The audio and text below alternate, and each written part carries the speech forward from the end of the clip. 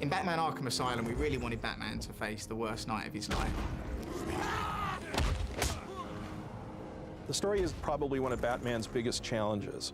While delivering the Joker back to Arkham, Batman finds himself in the middle of essentially a prison riot, which has been orchestrated by the Joker to specifically happen when Batman is returning him to the asylum. The whole thing is a massive setup, and it's Batman alone against an army of criminals, psychotics, and supervillains. Begging to be slaughtered!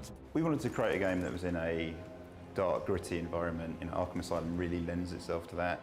And Arkham Asylum as well is such a critical location in the history of the Batman universe. It's such a kind of central heartbeat where everything passes through. Gotham is a unique city, and it's populated by unique supervillains, and you just can't send these guys to a regular jail. You need something that's got a location that matches their twisted nature. So Arkham Asylum was created as this hospital for the criminally insane, and only the worst and the craziest of the criminals were sent there. We looked at who were the coolest villains that we really wanted to be in the game. Being at Arkham Asylum made it quite easy to put all of them in if we wanted. Then we looked at what would make the best gameplay, what would please the fans, started there, and then just went for it. Kind of like an ultimate Batman fighting scenario. So you're going to put him in a box, even if it's a relatively huge box, and fill it with threats he just can't escape from, his worst enemies of all time, the most violent, most unhinged, most nasty criminals he can fight.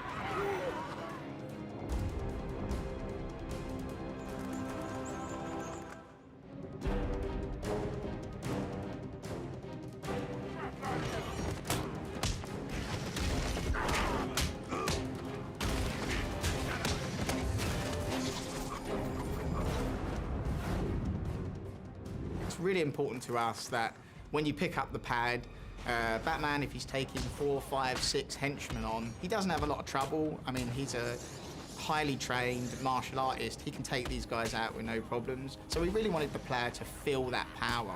Lots of people coming at you and you feeling like you're just batting them around. So the skill in the game really comes from when you're taking on 8, 9, 10 enemies, one with a taser, one with a machine gun, one with a pipe he's ripped off the wall, and balancing that danger in the room.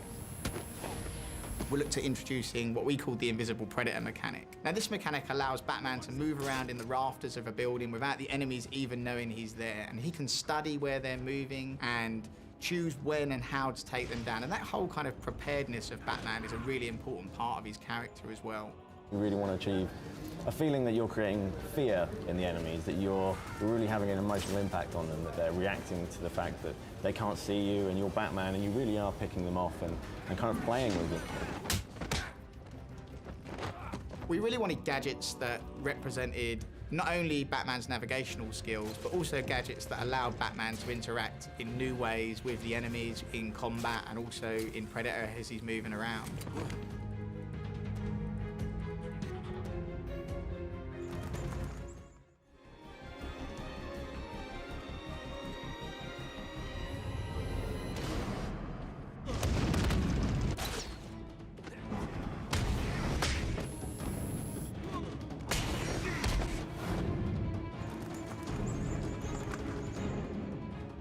One of the great things that Rocksteady brings to it is it's a very English company, so there is a very English sensibility to the design and to the look of Arkham and to Gotham, which is very appropriate.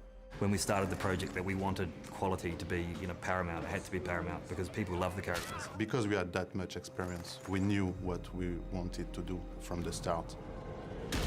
We had to produce not only double the amount of animation that we would have had in previous titles, it's probably 10 times more, and the quality bar has really gone up now. It's a mix of mocapped animation and more kind of like traditional hand-animated animations. We brought in some martial art experts. They were fully trained in all different techniques, and they showed us what they can do. We motion captured them because of our motion capture studio in-house. The stuff that we're doing is translating very well to the characters. Working with Paul Dini's been awesome. Obviously, he knows a lot about Batman. He's currently the writer on Detective Comics. Any questions we have or any ideas we have, we can run through him. Silly bat! I don't want to escape. I'm having way too much fun.